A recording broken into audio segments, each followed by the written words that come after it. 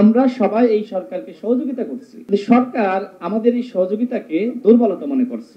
100 জন মানুষকে নিয়ে প্রধান উপদেষ্টা জাতিসংঘ সফরে যাবেন, এই সরকারের পক্ষে এটা কিভাবে সম্ভব? এই রাষ্ট্র কতটুকু অর্থনৈতিকভাবে সমৃদ্ধ?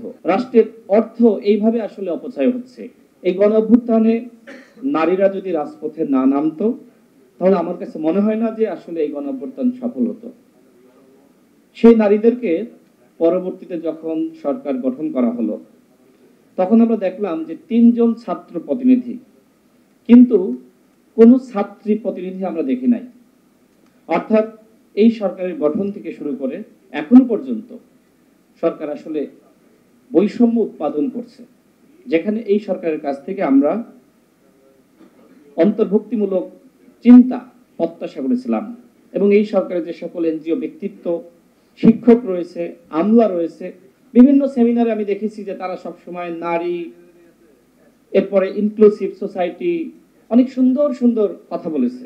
তার মানে আজকে এখানে আমরা যারা সুন্দর কথা বলে যাচ্ছি, আমরাও কি তাদের মতো হব? তাদের পথ অনুসরণ করব? আমরা সবসময় নারীদের নিয়ে খুব মিষ্টি কথা বলি, আমরা সবসময় মানে পজিটিভ রাজনীতির কথা বলি, কিন্তু ব্যক্তিগত জীবনে আমরা সেটা আবার লালন করি না, ধারণ করি না। এরপরে ঐক্যমত কমিশনের ব্যাপার আলোচনা হয়েছে। এখানে ঐক্যমত কমিশনের একজন সম্মানিত সদস্য আছেন। আমার কাছে মনে হয় ঐক্যমত কমিশনের যে সকল সদস্যরা, দেখেন তাদেরকে সরকার ডাকেনি, না ডেকে নাম প্রস্তাব করেছে, তারা সেখানে দায়িত্ব গ্রহণ করেছেন। কেন এই কাজটি করলেন?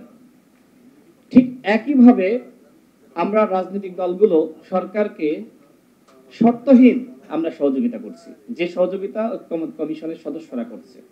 অর্থাৎ আমরা সবাই এই সরকারকে সহযোগিতা করছি, কিন্তু সরকার আমাদের এই সহযোগিতাকে দুর্বলতা মনে করছে।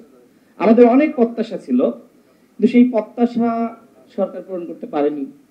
সর্বশেষ 100 জন মানুষকে নিয়ে প্রধান উপদেষ্টা জাতিসংঘ সফরে যাবেন, এটা কি তার কাছ থেকে প্রত্যাশা করা যায়? আমি পলিটিক্যাল গভর্নমেন্ট বাদ দিলাম, কিন্তু এই সরকারের পক্ষে এটা কিভাবে সম্ভব? এই রাষ্ট্র কতটুকু অর্থনৈতিকভাবে সমৃদ্ধ? রাষ্ট্রের অর্থ এইভাবে আসলে অপচয় হচ্ছে, এটা তো আমাদের সামনে দৃশ্যমান। আমরা তো অনেক আলোচনা করি যে সরকার একদিকে, অদৃশ্য সরকার অন্যদিকে।